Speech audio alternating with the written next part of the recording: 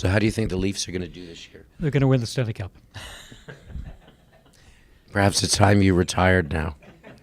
You're clearly delusional. Well, Carl, it was a fantastic experience seeing the work that you've done here today with our great Swedish friends. You know, I followed vicariously through your website updates and the great work that you're doing here, and you know, just the opportunity to touch something that's been underwater since 1943. The iconic piece of Royal Canadian Air Force history is actually quite touching. It's amazing. It was worth every minute of the travel and drive to get here to see you, and great day for the Royal Canadian Air Force. I was in Trenton in the early days when we brought the pieces back from Norway of that beautiful, magnificent aircraft that's now the centerpiece of the National Museum of the Canadian Air Force. And I've seen other pieces of memorabilia, and in fact, if you were to look at my desk right now, one of those ingots that you gave me from the 426 recovery in Belgium is sitting there.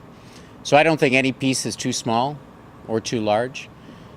Of course, it'd be great to get something that we could get into the back of shape of Halifax, the Halifax and Trenton is. But you know, I think every little bit helps tell the story of an awful lot of young men who went in the service of their country and didn't come back.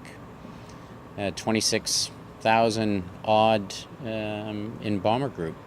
So now to the second part of your question. I mean, history is really important to the Royal Canadian Air Force. I come into the job as commander, and the official history of the Royal Canadian Air Force, Volume 3, ends in 1945. So I've made it a priority of my time in command to start to set the record straight. We were born out of war with a wonderful pedigree and great history, and I think that there's a lot of lessons that we can learn from that to inform the Royal Canadian Air Force moving forward. It's not about melancholy looking back to what was, although that's an important part of recognizing our history.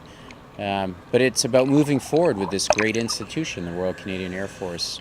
And I think the work that you're doing is just an incredible cornerstone of what we need to be thinking about moving forward. It's this really important part of our nation's history is probably not as well known as it should be across the country. I take a lot of enthusiasm out of the fact that the museum in Trenton, for example, is now the largest tourist attraction really between Kingston and Toronto, and that there were over 50,000 primarily school children who go and get educated in the history of the RCAF. I know Nanton shares a similar pedigree, as do a number of other great locations in Hamilton or around some of our wings. And I think it needs to be a tireless effort to keep those candles burning, because we've got to let Canadians know about this great part of their history that isn't well known enough. So I mean, that gives me the energy to continue. Well, we're here today as Commander of the Air Force. I'm going to graciously accept the kind donation from the Halifax 57 project of ingots from a 426 Halifax that was crashed. And these ingots represent a large part of our history in our Air Force. It represents an aircraft that most of the Canadians in Bomber Command would have flown, and it recognizes the sacrifice, commitment of all those young men those many years ago. It's my intent as we transition back to our old wings to use some of this metal from that 426 Halifax and put them in the new wings we're creating for the Royal Canadian Air Force.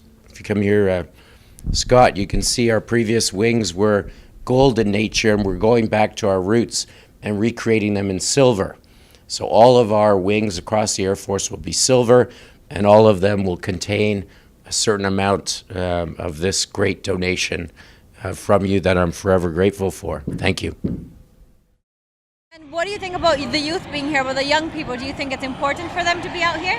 Well, I think if you talk to most of the people with Air Force wings on their chests, will tell you that their love of flying began at an air show just like this one at some point in their life. So this is what we're here to do. We're here to inspire our youngest and imagine what their future could be amongst the clouds. They make great young citizens. We teach them a lot about aviation, and many go on to be fantastic pilots in the Royal Canadian Air Force. So keep studying, keep working hard, and we'll always have a place for you in one of our cockpits.